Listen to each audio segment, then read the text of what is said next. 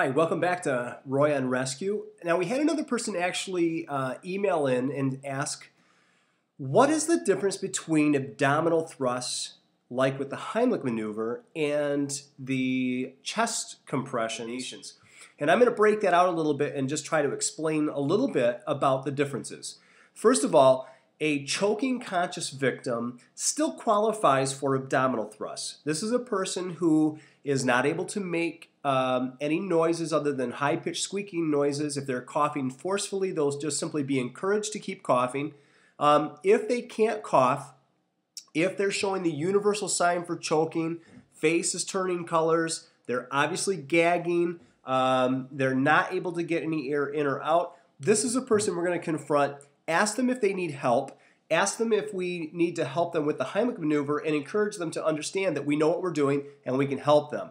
If they agree to our helping them, we're going to go ahead and put them in front of us to their backs, 1 foot between their feet, and then we're going to actually do inward and upward abdominal thrusts with one finger just by the belly button, the hand just above the finger, and then inward and upward thrusts until the object comes out or the person actually falls unconscious. This would be indicated if the person was not pregnant. If the person was pregnant, we would go underneath the breasts onto the sternum with inward chest thrusts to contract, to squeeze the ribs, the lungs, force trapped air up the airway and pop the object out. This is about 98% effective. In most cases, the person probably doesn't even go unconscious from it.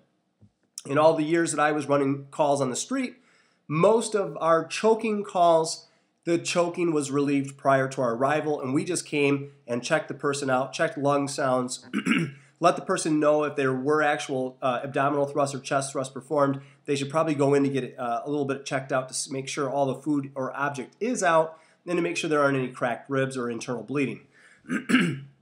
Now, if this person were to go unconscious, the new recommendations are that no one gets abdominal thrust. You might remember a long time ago we would straddle the legs, go just above the belly button, and do inward and upward abdominal thrusts, straddling the patient facing them at the head. That is no longer indicated. Now, if the person is unconscious, we activate the emergency medical services.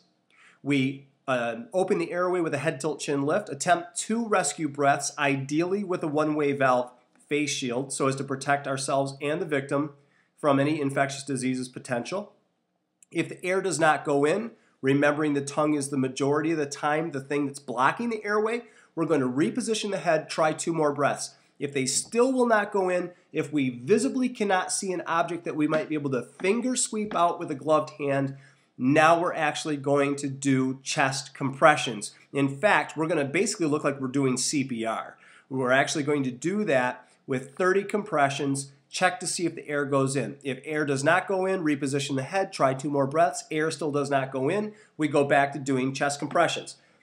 The hand is going to be in the center of the chest between the nipples, on the center of the chest or the sternum, and we're going to interlock our hands doing 30 2-inch deep compressions at about a second or even a little bit faster than that to try to compress the chest, squish the lungs, force trapped air up the trachea, and pop the object out. Again, very effective. Once the object has been removed and air will go into the lungs, we're simply going to go ahead and reassess this person, find out what it is that they need, and give that to them. The complications with chest compressions are the same as we would have with the potential of doing CPR. Cracked ribs, separated cartilage, contusions of the lungs, the heart muscle. So this person, if they were to receive this type of treatment, should still go into the hospital for evaluation, make sure everything's out of their lungs so they don't have a remainder of a blockage, and make sure that they do not have internal injuries. That's going to be basically the concept we're going to use for everyone that needs this type of treatment.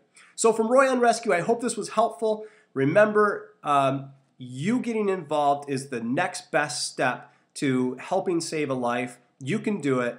Go forth and rescue, and we'll see you next time.